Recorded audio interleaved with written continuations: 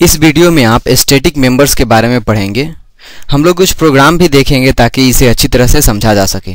Static field और static method किसी भी क्लास जिसके अंदर वो होता है उससे डायरेक्टली वो एसोसिएटेड रहता है, न कि क्लास के इंस्टेंस या उसके ऑब्जेक्ट से। और इसी कारण स्टैटिक फील्ड या स्टैटिक मेथड को बिना क्लास का ऑब्जेक्ट बनाए हुए हम एक्सेस कर सकते हैं। हमेशा याद रखिए, स्टैटिक फील्ड्स और स्टैटिक मेथड्स को क्लास मेंबर कहा जाता है क्योंकि वह क्लास से डायरेक्टली एसोसिएटेड रहता है और इन्हें एक्सेस करने के लिए कोई क्लास का ऑब्जेक्ट या उसके इंस्टेंस का जरूरत नहीं होता है। एक और चीज़ हमेशा याद रखिए, जो फील्ड या मेथड नॉन स्टैटिक होता है उसे इंस्टेंस मेंबर बोलते हैं क्योंकि उसको एक्सेस करने के लिए हमको क्लास के ऑब्जेक्ट या उसके इंस्टेंस का जरूरत होता है। चलिए एक प्रोग्राम देखते हैं तथा स्टैटिक और नॉन स्टैटिक फील्ड्स तथा मेथड्स को समझने का कोशिश करते हैं। अभी आप अपने स्क्रीन पे एक क्लास देख सकते हैं, एम्प्लॉय क्लास। इसके अंदर में एक यहाँ पे फील्ड है नेम फील्ड जो कि प्राइवेट फील्ड है, और एक और फील्ड है यहाँ पे काउंटर फील्ड। ये स्टैटिक फील्ड है। काउंटर जो फील्ड है वो स्टैटिक फील्ड है और नेम जो है वो नॉर्मल फील्ड है। तो ये स्टैटिक फील्ड हुआ, इसलिए स्टैटिक फील्ड्स के साथ हम लोग हमेशा पब्लिक का यूज़ करते हैं। यह ऐसा क्यों होता है ये हम लोग आगे जब हम मेन मेथड जो यहाँ पे पढ़ेंगे हम लोग कि मेन मेथड में भी हम लोग स्टैटिक यूज़ करते हैं, इसीलिए हमको पब्लिक यूज़ करना पड़ता है, उस समय आप ये समझ पाइएगा। तो यहाँ पे दो फील्ड है, नेम और काउंटर। यहाँ पे एक आप देख सकते हैं कंस्ट्रक्टर है और कंस्ट्रक्टर एक नेम पैरामीटर लेगा और इस नेम को इनिशियलाइज करेगा, नेम फील्ड को इनिशियलाइज करेगा। और जैसा कि ये काउंटर जो है वो स्टैटिक है, स्टैटिक फील्ड है, तो इसको इनिशियलाइज करने के लिए हमको क्लास का ऑब्जेक्ट बनाने का जरूरत नहीं पड़ेगा और हमको क्लास ये कंस्ट्रक्टर के अंदर भी इसको रखने का कोई ज़रूरत नहीं है क्योंकि इस स्टैटिक फील्ड में बाहर से ही मेन मेथड से हम लोग इसको डायरेक्ट एक्सेस करके इनिशियलाइज कर सकते हैं। यहाँ पे एक और मेथड आप देख सकते हैं, एक नॉर्मल मेथड है वॉइड टाइप का, जो आपका एक मैसेज प्रिंट करेगा, मेलिंग अ चेक टू। जो भी नेम हम लोग पास करेंगे यहाँ पे कंस्ट्रक्टर को, वो नेम यहाँ पे प्रिंट होगा। यहाँ पे आप देख सकते हैं एक स्टैटिक मेथड है, यहाँ पे ये नॉर्मल मेथड है और ये स्टैटिक मेथड है क्योंकि इसमें स्टैटिक की लगा हुआ है।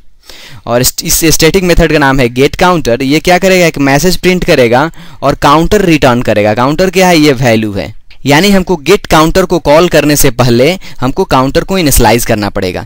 चलिए मेन मेथड को यहाँ समझते हैं। यहाँ मेन मेथड में आप देख सकते हैं सबसे पहले हम एम्प्लॉय डॉट काउंटर किए हैं, यानी एम्प्लॉय क्या है तो क्लास है और इसका ऑब्जेक्ट हम नहीं बना रहे हैं बल्कि डायरेक्ट बोल रहे हैं एम्प्लॉय डॉट काउंटर। आप देख सकते हैं यहाँ पे हम जब भी डॉट करेंगे तो आप यहाँ पे देखिएगा काउंटर और गेट काउंटर दिख रहा है। ये दोनों क्यों दिख रहा है, क्योंकि ये दोनों स्टैटिक फील्ड है, ये काउंटर और ये गेट काउंटर स्टैटिक है, लेकिन चेक मेल नहीं दिख रहा है आपको। क्यों? क्योंकि ये स्टैटिक यहाँ पे नहीं है।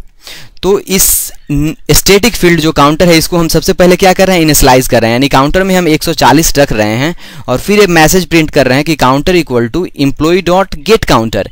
यानी जब इसको हम लोग कॉल करेंगे तो यहाँ क्या होगा, हम लोग 140 तो इनिशियलाइज कर दिए काउंटर में और फिर इसको कॉल कर रहे हैं, यानी inside get counter method print होगा और फिर ये रिटर्न क्या कर देगा हम लोग को, तो 140 जो कि यहाँ से हम लोग पास कर रहे हैं। यानी सबसे पहले प्रिंट होगा inside counter, inside get counter method, और फिर उसके बाद प्रिंट होगा हम लोग का काउंटर इक्वल्स 140।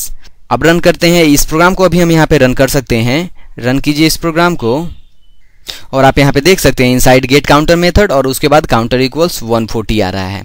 अच्छा, अब ये चेक मेल जो है वो नॉन स्टैटिक मेथड है, तो इसको एक्सेस करने के लिए हमको हमेशा नॉन स्टैटिक को एक्सेस करने के लिए हमको क्लास का ऑब्जेक्ट का जरूरत पड़ेगा। और हम लोग यहाँ पे जब क्लास को कॉल कर रहे हैं, यहाँ पे ऑब्जेक्ट यूज़ करके कॉल कर रहे हैं, यानी कंस्ट्रक्टर को ये वैल्यू दे रहे हैं और फिर ये ई डॉट मेल चेक को कॉल कर रहे हैं, यानी वैल्यू क्या जा रहा है यहाँ पे नेम में, तो अभिमन्यु।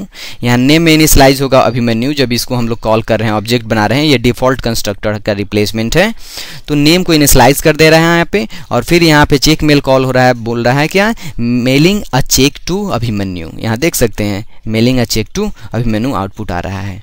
इस प्रोग्राम में आप एक और चीज़ यहाँ देख सकते हैं, जो हम लोग मेन मेथड क्यों स्टैटिक होता है इसको समझने का यहाँ पे हम लोग कोशिश करते हैं। हम लोग मेन मेथड को स्टैटिक हम लोग बहुत पहले से, जब से पहला प्रोग्राम हम लोग पढ़े हैं उस समय से ही यूज़ करते हुए आ रहे हैं, लेकिन हम लोग अभी तक ये नहीं समझे हैं कि मेन में स्टैटिक क्यों यूज़ करते हैं। हमेशा याद रखिए, मेन मेथड को हमेशा कहीं ना कहीं से एक्सेस किया जाता है और ये एक्सेस डायरेक्ट होता है। और यदि हम मेन मेथड को नॉन स्टैटिक बनाएंगे तो जावा का एंट्री पॉइंट जो होता है, कहाँ से एक्सेस करना है, ये डिफाइन नहीं हो पाएगा। इसलिए मेन मेथड जो भी होता है, चाहे जो भी प्रोग्राम हो, वो हमेशा पब्लिक होता है और स्टैटिक होता है।